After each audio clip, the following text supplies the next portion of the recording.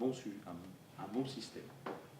Alors, je ne sais pas si vous connaissez notre dernière conférence, notre dernière table ronde, c'était le pendant de votre propre interview publique, et elle concernait les systèmes de gestion des déchets en France. Oui. Est-ce que, je ne sais pas à quel point vous connaissez le système de gestion des déchets en France, mais si vous deviez comparer l'impact écologique et environnemental du système de gestion des déchets comparé à celui du système d'assainissement, qu'il soit collectif ou individuel, je dirais que c'est deux métiers qui seront amenés à se rapprocher dans les années futures. Parce que si on prend la problématique des biodéchets, qui sont les épluchures de cuisine, qui sont ce genre de choses, on peut aussi en tirer du carbone au travers de la codigestion, c'est-à-dire de la digestion des boues et des déchets, des biodéchets avec les boues. Ça s'appelle la codigestion. On fait ça dans la même bassine. C'est quand même plutôt économique. Après, il y a tout un volet réglementaire extrêmement compliqué qui est quand même à lever, parce qu'on a aussi beaucoup de barrières réglementaires. Donc il faut aussi travailler avec l'administration pour voir quel est vraiment l'impact. Il ne faut pas faire n'importe quoi, mais je pense que ce sont des métiers qui évoluent dans une certaine convergence. De même qu'on pourrait imaginer, par exemple, mais ça c'est une idée, pour les déchets, les épluchures, on pourrait mettre un broyeur d'évier. Et puis après on réduit ça, je dirais, en toutes petites particules, c'est évacué avec le réseau d'eau usée, ça arrive à la station d'épuration, on récupère tout ça, on digère. Sauf qu'il ne faut pas qu'on ait une perte en ligne sur les égouts, il ne faut pas qu'il y ait des déversements quand il pleut dans le milieu naturel parce que c'est la catastrophe, il ne faut pas qu'il y ait des contrepentes parce qu'à ce compte-là, ça va s'accumuler, ça va fermenter, ça va être épouvantable. Mais ça peut s'envisager, c'est un système global et qui est cohérent. Et tout ça, c'est du bon sens. Et vous ne pensez pas que vu un peu, donc on regarde un peu le système d'égout dans nos immeubles, dans une métropole comme Paris, il faudra un certain nombre de dizaines d'années. Mais je crois que c'est là, il faut se projeter. Aussi, oui, c'est vrai. Parce que vous avez des nouveaux quartiers, vous avez des... Voilà. Le projet Grand Paris, justement, vous n'y êtes plus, mais c'est un peu l'idée de rénover l'organisation. Je ne suis plus parce que maintenant je travaille à Marseille. Oui. Mais j'ai mes collègues qui sont... Marseille a aussi le titre de métropole maintenant, elle a un projet oui. Donc il y a également des projets qui doivent être faits autour concernant l'assainissement. Concernant globalement l'organisation, ça serait des conférences avec toutes seules. Parce que du coup, l'assainissement, il vaut mieux que ce soit géré quand on a des agglomérations qui sont plus ou moins proches, il vaut mieux gérer l'assainissement au niveau de villes moyennes ou le prendre vraiment large. Vous avez tous les systèmes. Vous avez un système en France, en Ile-de-France, qui est extrêmement performant, le SIAP. Oui. C'est un très gros syndicat qui regroupe beaucoup de communes et qui a des usines énormes. Après, vous avez le dispositif réglementaire qui veut qu'à compter de 2020, du fait de la loi NOTRe, la nouvelle organisation territoriale, l'exercice de cette compétence eau et assainissement se fasse à l'échelle intercommunale. C'est aussi un choix. Il n'y a pas de préférence. Moi, je ne veux pas préférer. Mais par rapport à l'impact que ça peut avoir. Je pense que tout ce qui va dans le sens de la mutualisation de moyens, d'économie d'échelle, de limitation des coûts, pour moi, ça va dans le bon sens. D'accord. Quelqu'un d'autre a une question ou... Donc un petit point conclusif peut-être. Écoutez, j'étais très content d'être avec vous parce que c'est d'abord un métier que j'aime beaucoup. C'est un métier qui est vraiment intéressant, c'est un métier qui est dans le sens du bien commun, d'amélioration de l'environnement dans lequel on vit. Et moi, c'est ce qui m'anime tous les jours. Donc je le fais avec plaisir et je suis très content d'être. Alors, pas d'inquiétude côté français pour le système d'assainissement. On peut dormir serein ce soir. Oui.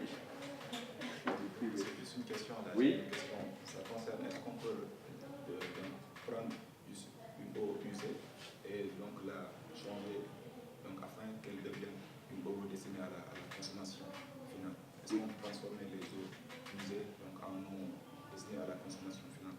Parce qu'un jour, j'avais entendu qu'il y a M. Gates, donc le responsable, je pense, d'une grande entreprise, est en train d'investir pour essayer de changer les eaux usées en eau destinée à la consommation. Donc ma question, c'est juste est-ce que c'est possible, oui ou non, et est-ce qu'il y a aussi des risques transformer les eaux usées en eau destinée à la consommation des énergies? Techniquement, on peut le faire. Singapour est une bonne partie des eaux usées qui est recyclée. Nous le faisons aussi, nous, en Namibie, par exemple. Il y a 0 précipitation. Parce qu'il n'y a pas d'autres ressources d'eau. Donc techniquement, c'est complexe, c'est coûteux, mais c'est possible de le faire. On sait le faire. Maintenant, est-ce qu'il y a un véritable intérêt à le faire? Quand on peut avoir pour boire, je dirais pour l'alimentation en eau potable, si on a une autre ressource, il faut être pragmatique. Si cette ressource est renouvelable, il y a plein de conditions. On va aller chercher la ressource la plus, je dirais, la plus apte à satisfaire aux besoins de l'eau potable. Mais s'il n'y a pas de ressources et qu'on ne peut pas faire autrement, on sait le faire. C'est possible.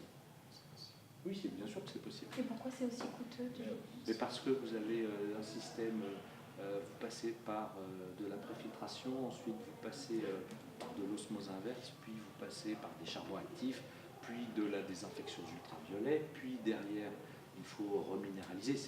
Enfin ça c'est une filière de traitement, mais il y en a d'autres. Mais voilà, ça fait beaucoup de machines pour quelque chose que parfois on trouve dans la nature dès lors qu'on a bien géré son système d'assainissement.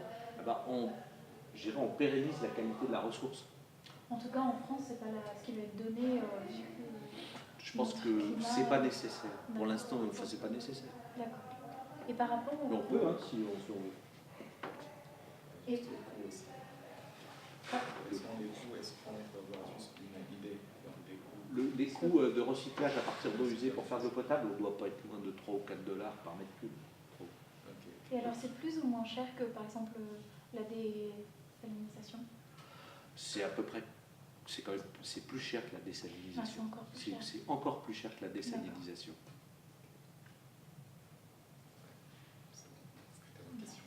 Merci beaucoup du coup, M. Porati-Duteuil. Merci à vous. Merci à vous aussi d'être venu et pour vos questions.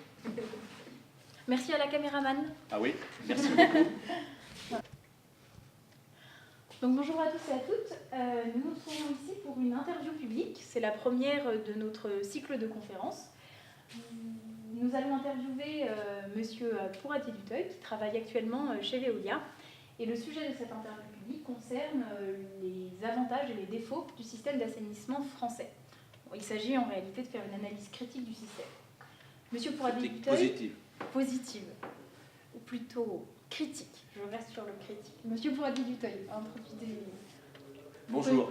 Donc, je m'appelle Stan Porati-Duteuil, je travaille chez Veolia au bureau d'études de la zone Méditerranée et je m'occupe d'étudier tous les projets pour la gestion des services d'eau et d'assainissement pour nos clients. Voilà. Et donc, je suis très content d'être avec vous aussi. Donc pour commencer notre interview, M. Porati-Duteuil, vous vous trouvez ici à l'IEDES, Institut d'études du développement économique et social. Et si la plupart, tous les étudiants sont intéressés par les thématiques liées aux pays en développement et que les services essentiels sont une part importante du budget de l'aide publique au développement, c'est vrai que nous ne sommes pas forcément des spécialistes du système d'assainissement, et en particulier le système d'assainissement français. Donc est-ce que vous pouvez nous schématiser dans les grandes lignes, mais en étant tout de même assez précis, le système d'assainissement français, qu'il s'agisse du système d'assainissement collectif ou du système d'assainissement individuel? Alors, grande question. Le système d'assainissement, d'abord français, il est caractérisé par une compétence au niveau des communes. Ce sont les communes qui, jusqu'à aujourd'hui, choisissent l'organisation du système, qui sont responsables de la collecte et du traitement des eaux usées. Ça, c'est déjà le cadre, je dirais, institutionnel.